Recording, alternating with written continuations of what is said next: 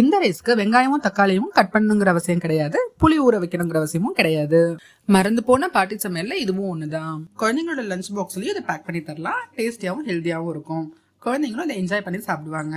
இந்த ரெசிபியை குயிக்கா பார்த்துடலாங்களா? ஒரு பேன்ல எண்ணெய் ஊற்றி கடுகு, கடலைப்பருப்பு, உளுத்தம்பருப்பு, கருவேப்பிலை, பச்சை மிளகாய், துருவின இஞ்சி இதெல்லாம் போட்டு நல்லா மிக்ஸ் பண்ணிட்டு பெருங்காயத்தூள், மஞ்சள் தூள், மிளகாய்த்தூள், காஷ்மீரி மிளகாய்த்தூள் இது ஆப்ஷனல் தான். இதெல்லாம் போட்டு நல்லா மிக்ஸ் பண்ணிடுங்க.